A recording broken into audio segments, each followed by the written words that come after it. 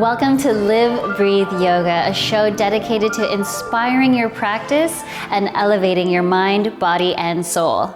Today we talk about ear candling in our case study.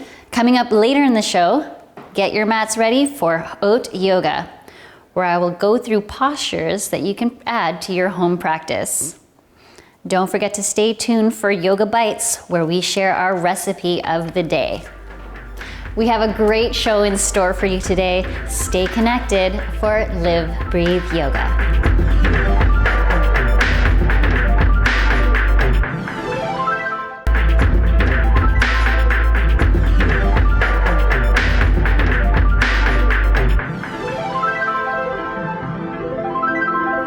Hi everyone, welcome back. Today on Case Study, we're going to be practicing ear candling. Now every week on Case Study, we're going to be practicing different Ayurvedic and holistic techniques and observing how we feel before and after. Today, I have with me Yvette Marcek, registered massage therapist, and this is your first time doing ear candling, right? It is, yes. Thanks for having me here. Oh, you're welcome. So this is very exciting because we're going to have somebody who's very in tune with their body, practicing this technique that, not a lot of people have tried before. So to get going, I'm gonna get right into it for you. It helps to practice this with a partner because with ear candling, you have to lay on your sides. I'm gonna have you actually tie your hair back. Now you can pick up ear candles at any health food store. They come in packs of 2. So to start, I'm going to pass you this ear candle. Place that inside of your ear, and when you're placing it inside of your ear, you want to make it feel as though you're putting an earplug, so you don't want any air around the circumference of the actual candle. Is that comfortable where it is there? Okay, perfect. So I'm going to get you to angle your head towards me, the top of your head towards me, and what this does, this will actually allow the candle to be a little bit more upright. As we move through this, you'll find the ashes from the candle will start to fall. What I have here with me is a sheet of aluminum foil. You can also use an aluminum pie tray or a paper plate. It's as simple as taking it, whichever item you've chosen, and poking a hole through the center. And then you can see that I folded up the corners in this aluminum sheet just to catch any of the ashes that fall through. Now from here, I'm going to place this around the ear candle, and this will catch any of the ashes that will fall down. The ashes are hot, so that's why it's important to have the paper plate or the aluminum sheet, and then to also angle the candle so that it's a little bit more upwards. Now we're going to light the candle. Inside of your ear? It's just starting now. Okay, fantastic. So you can see that the candle is starting to burn down slightly. It does take a little bit of time. Now it's also important to practice this with a partner if this is the first time that you are doing it. If you do decide to do this on your own, practice it with a partner first just so you can get the feel of what to expect. And then eventually maybe even practicing this in front of a mirror so you can make sure that you have the right angle with your candle. What are you noticing now in the practice? It's warm. It's not hot at all, and another sense of it is the sound. You can hear the crackling of the wax, and it's just really gradually getting warmer and warmer. But you can tell that the temperature just won't get too extremely hot. You can start to see the ash collecting at the top once it falls over. I can see that it is still quite hot, so having this sheet here will protect your partner from any pain. And there's no pain at all. But if the ashes hit you, you'll feel a little bit, that's why you want to avoid it. That's the only thing that And it is getting really gradually, progressively warmer. Perfect. So as you can see, I'm allowing the sheet to come closer to her head. Now you want to burn this down only to about 4 inches. You don't want it to go any further than that. We are on the 6-inch mark, so we're gonna go down 2 more inches before blowing the candle out and switching to the opposite side.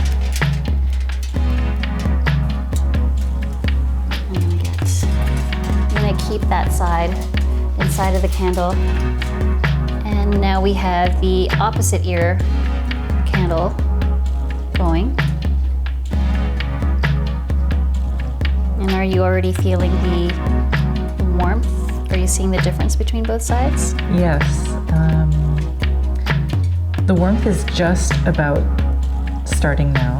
Okay. And it's interesting having the other ear done already. Mm-hmm. And now my second ear, it somehow just feels twice as clear already. Through my left ear. That's great. Yeah. Now, the benefits with ear candling, you're drawing impurities outside of your ear. Sometimes there is this misconception that there's wax being drawn out of your ear, and that's actually not the case. The wax that is built up at the end of your candle is actually the wax from the candle.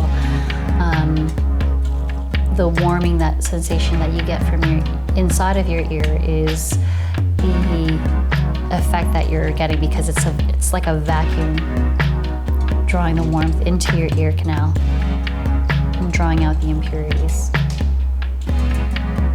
And it seems like this side is actually burning a little bit faster than the opposite side. I don't know if that is because the opposite side has already got a little bit of clarity in it. It's interesting to observe this. It's getting warmer now? Yeah, it's definitely warm now. Yeah, it's definitely burning a lot faster on this side. I found that the opposite side took a little bit more time. So this practice also does require a little bit of patience. This side is feeling a lot warmer than the other side. A lot warmer. Interesting.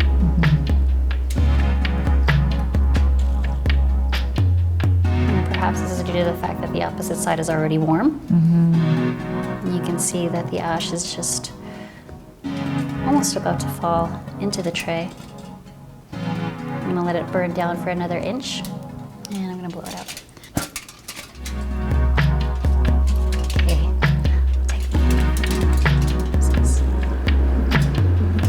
okay. How do you feel? Yeah, there was definitely a difference from the left side to the right. So the second ear felt a lot warmer. Okay. And can you think of other reasons why that might be? not too sure. Well, just I know that we're all imbalanced from left to right. So there's got to be. I'm not so familiar with the anatomy of the ear canals, but for sure biomechanically we're all different from left to right in imbalance. So that has to be the same for the other structures in the body. But I can feel like I can hear better, and yeah, it's just it's kind of really interesting. And then I can still feel the heat. That's fantastic. From the first side, and yeah.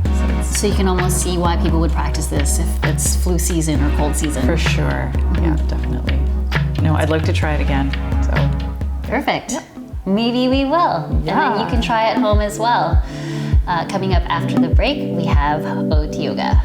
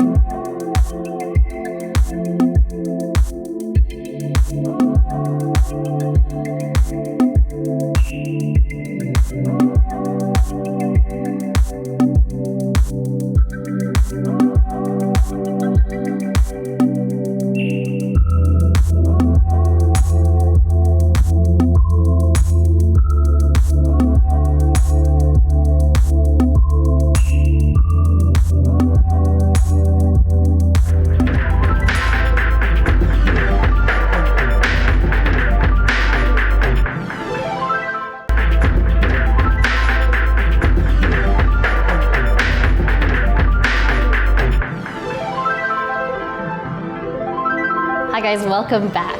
Have you noticed that there are a lot of runners in your neighborhood lately? Well, that's because it's marathon season, and with marathon season, there's a lot of tight hips out there.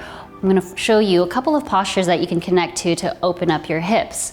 We're going to start with lizard pose. I'm going to get the girls to start at the top of your mat, coming into a downward dog to start, which is a good way to start to connect to your lizard pose. Taking your right foot at the outside of your right hand. Now from here, there's different ways to come deeper into the posture. For some of you, you might have a little bit more mobility in your hips, so you can take your elbows down to the earth all the way. And then you'll notice here that because Kate is not able to take both elbows down, another option is to take her back knee down to the earth and the top of her back foot to kiss the earth. Now that we have our foundation, I'm going to get the girls to roll on the outer blade of your right foot to further open up that hip.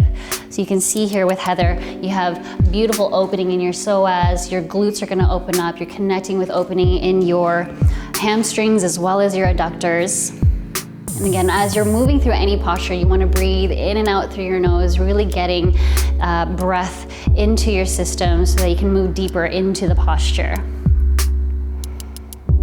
And gently from here, coming up onto your hands. If you are on your elbows, rooting into all 3 points of your right foot, step back into a downward dog. Now for the sake of television, we're just gonna do the one side, but when you're doing this practice at home, I want you to practice this on both sides to even it out. Now we're gonna come into dancer's pose. With dancer's pose, I'm gonna get the girls to step to the top of their mat, coming into a standing position. From here, all of their energy is going to go into their right foot. Bend your left knee, hold on to the inside of your left ankle. Draw your right hand up to the sky. Inhale. On your exhale, hinge at your hip, drawing a line with your left knee towards the back wall. Observing what happens here. So you can see here right away with Kate, sometimes with a tighter hip, your immediate reaction with your body is that your hip is going to want to open up. You want to try to keep both hips square to the front of your mat as you come into your dancer's pose. So with Kate, I'm going to ask her to drop that hip slightly. I'll guide her through it. And that happens. That will happen in your practice. Falling out of the practice is totally normal, particularly with balancing postures. That could be dependent on how you slept the night before or how tight you are on your hips. Just know that you can always come back to the posture. Beautiful. And then now, I'm gonna go over to Heather, and I'm going to leave Kate here to her own devices. Kate is going to connect with balancing on the opposite side. And now you see with Heather, both her hips are square to the front of her mat. She's rooting into all 3 points of her supporting foot. Her supporting leg is nice and strong as she kicks back into her hand. And gently releasing from this posture, we're going to connect now to our final posture that is a beautiful hip opener and a fan favorite, Kapotasana pigeon pose. So in pigeon pose, I'm going to get the girls to start in downward dog. From our downward dog. Now because we worked with our right side with lizard, for the sake of the girls and their hips, I'm going to have them do Kapotasana pigeon pose with their left leg. So taking your left knee towards your left wrist and extending your back leg. Now being mindful, you want to keep both hips square to the front of your mat. The tendency with tight hips is that your hip wants to elevate or roll back. Actively turn your femur, your right or left femur inwards, and that will help you get your thighs parallel to the earth. Now finding length in your spine, inhale. On your exhale, take a quick look back at your back leg. Before coming deeper into this posture, you want to make sure that your back leg is nice and straight. Tendency here is that your heel is either sickling your ankle or it's the opposite. So you want to find a nice straight leg behind you before you come down. Now, on your exhale, come down either onto your elbows or stacked fists or stacked palms. One of the things to bear in mind when you're in a posture like this is that knee that's ahead of you needs to be protected. So if you find that your shin is drawn close to your body, point your toe to protect your knee. And if you have more mobility, and I think Heather might be able to do this for us. Yes? Okay. So with Heather, I'm gonna have her come up very quickly onto her hands. And she's gonna heel toe her shin so that it's parallel to the front of her mat. And now this is a very intense variation of the posture. This will get you a lot deeper into it if you have hips that are a little bit more open. If your shin is parallel to the front of the mat, you wanna flex your foot to protect your knee. And then from here, Heather's gonna come down onto her elbows, stacked palms or stacked fists. This is a beautiful posture that you can connect to. You can spend a little bit of time here, 10, 20 breaths even if you wish, taking time with your breath and gently to come out of the posture, coming back up into an upright position. If you'd like to go deeper into the posture, you can bend your back knee, reach back with the same arm for your ankle, and you'll notice one side will be tighter than the other side, and that's totally normal. And maybe walking the opposite hand forward and raising it to the sky. If you feel like you're gonna lose your balance, simply take your hand back down to the earth. And gently, whenever you're ready, take both hands in front of you, releasing your ankle with ease. Tuck your back toes under, come back into your downward dog, and you can immediately feel that openness that you've created in that hip. Now, from here, I'm gonna get the girls to sit with me as we close this segment. So these are just a few of the postures that you can connect to when you want to open up your hips, especially after a long marathon, even after training for a marathon. You really need to pay attention to those hips so you're not seizing up after a race. Now, I want to thank both Heather and Kate for being here with me today. And next week, we're going to be detoxifying our bodies with twists. Namaste. Supta Baddha Konasana, reclined bound angle pose, or reclined cobbler's pose.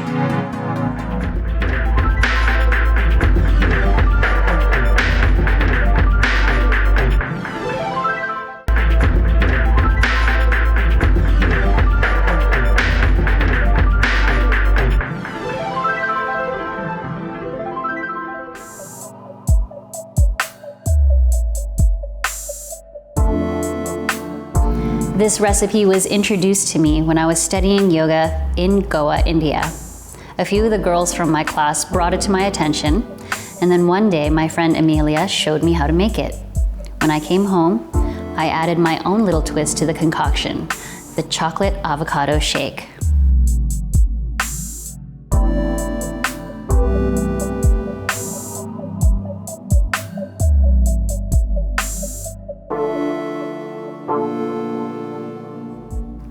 Blend it up nice and thick and enjoy. Remember, if you have a favorite recipe that you'd like to share, or if there is an Ayurvedic or holistic technique that you'd like me to try out and review, feel free to share it by tweeting it out to me or sharing it with me on my Facebook page, Kaye Yoga. Next week, we try out the neti pot on Case Study and learn detoxifying postures on Oat Yoga. Thank you for watching Live Breathe Yoga. Namaste.